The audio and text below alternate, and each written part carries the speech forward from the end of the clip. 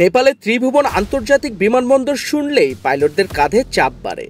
পাহাড় পর্বতের মাঝে ছোট রানওয়ে, পরিবর্তনশীল আবহাওয়া আর কর্মীদের দক্ষতার ঘাটতি, সব মিলিয়ে এখানে অবতরণ মানে যেন এক মৃত্যুকূপে ঝাঁপ দেওয়া। বারবার দুর্ঘটনা আর সংকটে আলোচিত এই বিমানবন্দর আবারও এসেছে আন্তর্জাতিক শিরোনামে, এবার আদালতের এক ঐতিহাসিক রায়ের কারণে।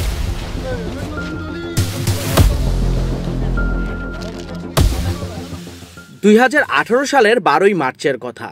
ঢাকা থেকে কাঠমান্ডু যাওয়ার পথে ইউএস বাংলা এয়ারলাইন্সের ফ্লাইট BS211 অবতরণের সময় বিধ্বস্ত হয়।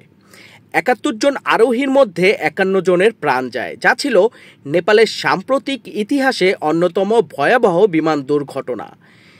সেই ঘটনার রেশ কাটেনি। আন্তর্জাতিক পর্যবেক্ষকরা তখনই প্রশ্ন তুলেছিলেন, কেন এত ঝুঁকিপূর্ণ এই ত্রিভুবন বিমানবন্দর? কোথায় ত্রুটি, অবকাঠামো নাকি মানব সম্পদে?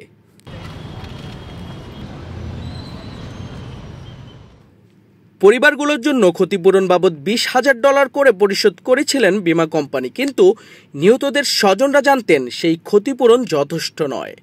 বিমানবন্দর কর্তৃপক্ষ, ইউএস বাংলা কিংবা নেপাল সরকারের দায় কতটুকু, এই প্রশ্ন নিয়ে দীর্ঘদিন ধরে চলে আইনি লড়াই। অবশেষে 7 বছর পর 2025 সালের 22 জুলাই কাঠমান্ডু জেলা আদালত এক ঐতিহাসিক রায় দেয়। আদালতের নির্দেশ, ইউএস বাংলা এয়ারলাইন্সকে 17টি ক্ষতিগ্রস্ত পরিবারকে আরও $27,40,000 ক্ষতিপূরণ দিতে হবে। এর মানে মোট ক্ষতিপূরণ উল্লেখযোগ্যভাবে বেড়ে গেল।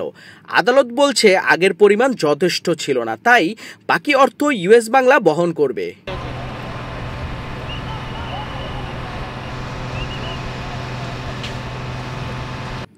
এই রায় নিয়ে ইউএস বাংলা এয়ারলাইন্স জানিয়েছেন এখনও আনুষ্ঠানিক কোনো কাগজপত্র তারা হাতে পায়নি এবং বিষয়টি তাদের লিগ্যাল টিম দেখছে।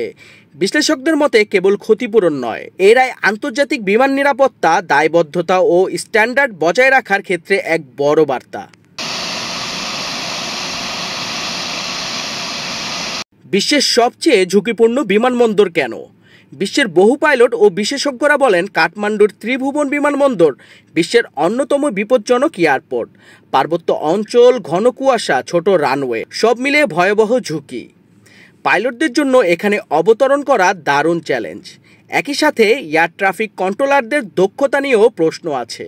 এসব মিলে প্রায় এখানে বড় দুর্ঘটনা ঘটে।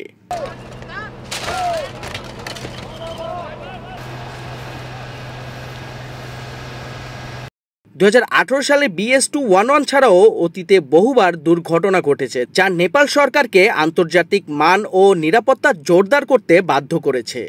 এত বড় দুর্ঘটনা আর 7 বছরের আইনি লড়াইয়ের পর কাঠমান্ডু আদালতে এই রায় শুধু পরিবারগুলোর জন্য সামান্য স্বস্তি নয়, এটি পুরো বিমান শিল্পের জন্য শিক্ষা। বাংলাদেশ, নেপাল কিংবা দক্ষিণ এশিয়ার অন্যান্য দেশ, সব দেশকেই বিমানবন্দরের নিরাপত্তা, মান ও দায়বদ্ধতার দিকে আরও বেশি নজর দিতে হবে। তবেই ভবিষ্যতে ত্রিভুবন কিংবা অন্য কোথাও এরকম হৃদয় বিদারক ঘটনা কমবে বলে আশা করা যায়।